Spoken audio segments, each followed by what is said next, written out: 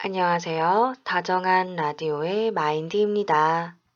오늘은 두려움 때문에 아무것도 할 수 없는 나에 대한 이야기를 해보려고 합니다. 저는 언제나 불안감에 시달려야 했던 유년 시절의 경험 정보 때문에 성인이 된 후로도 한참 동안 두려움 속에서 생활했습니다. 두려움이 한번 올라오면 머리가 하얘지면서 어떻게 대처해야겠다는 판단도 서지 않을 만큼 정신이 혼미해졌습니다. 두려움 때문에 아무것도 할 수 없을 정도였죠. 머리로는 아무 일도 없는데 내가 왜 이러지? 라는 생각이 드는데도 제 몸을 컨트롤할 수가 없더라고요. 눈앞에 주어진 일을 해내야 되는 상황인데도 유체 이탈된 사람처럼 제 몸과 마음이 따로따로 움직였습니다. 정신력으로 어떻게든 이겨내 보려 했지만 속수무책이었습니다. 하지만 마음 공부를 하고 보니까 제가 그와 같은 상태로 살았던 이유는 정신력이 나약해서가 아니라 마음 에너지의 원리에 대해 무지했기 때문이었더라고요.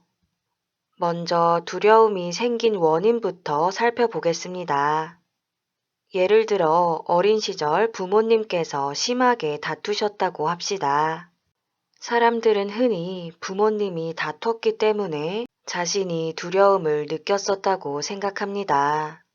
하지만 더 정확한 원인은 부모님보다 약자였기 때문에 두려웠던 겁니다.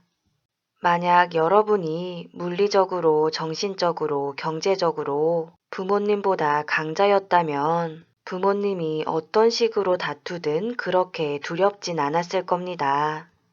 새끼 강아지 두 마리가 싸운다고 해서 전혀 위협적이지 않은 것처럼요.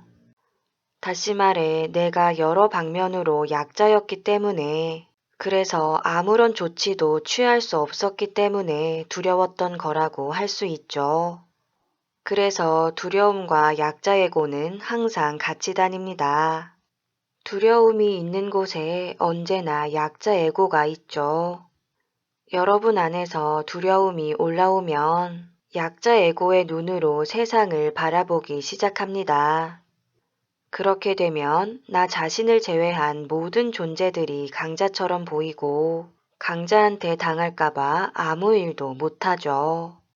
억지로 센 척하면서 잠시 동안 어떤 일을 할 수는 있겠지만 금세 에너지가 고갈되기 때문에 오래 지속하긴 어렵습니다.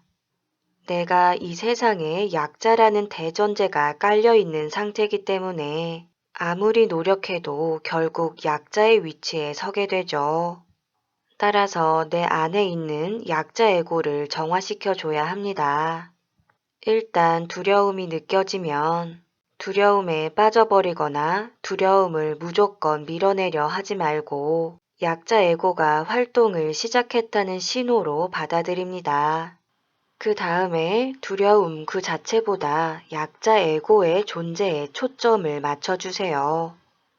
즉, 지금 내가 너무 두려워 라고 하기보다는 내 안에서 내가 약자라고 생각하는 에고가 올라왔구나 라고 해주는 겁니다. 두려움에 집중하는 게 아니라 그것의 뿌리에 있는 약자 에고를 알아차리는 거죠. 내가 약자여서 아무것도 할 수 없었던 시절에 느꼈던 무력감이나 초라함, 답답함 등을 있는 그대로 느껴줘야 합니다. 물론 내 의식이 또렷하게 살아있는 관찰자의 입장에서 그렇게 느껴주셔야겠죠. 그러다 보면 내 안의 두려움과 약자의 느낌이 공존하게 됩니다. 예전에는 약자 에고를 억눌러 둔 채로 두려움만 느꼈다면 이제는 두 가지 마음 에너지가 모두 표면 의식 위로 끌어올려진 상태라고 할 수 있습니다.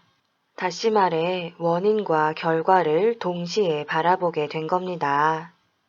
이렇게 되면 바깥 세상의 상황과 사람이 나를 두렵게 만들었던 게 아니라 내 안의 약자 에고가 두려움을 만들어서 나에게 계속 전달했었다는 걸 또렷이 알게 됩니다. 일단 이 단계까지 도달하면 두려움의 원인을 외부에서 찾지 않게 되기 때문에 내가 해야 하는 일에 비교적 집중이 잘 되기 시작합니다.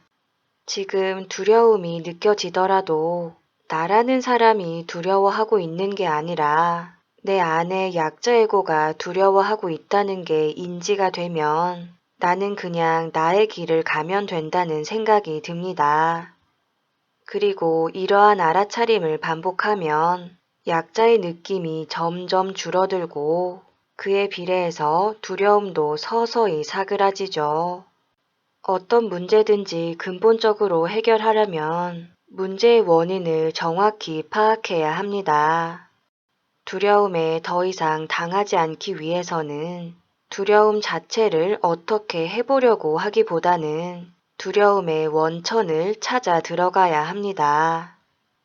두려움은 약자 에고의 그림자이기 때문에 두려움보다는 약자 에고를 알아차리는 데 집중해야 하죠. 앞으로는 억눌린 약자 에고가 창조하는 약자로서의 삶에 종속되기보다는 순수의식과 함께하는 마음의 강자로 살아가시길 바랍니다. 오늘의 이야기는 여기까지입니다. 지금까지 모두가 마음대로 살아가는 세상을 꿈꾸는 마인디였습니다.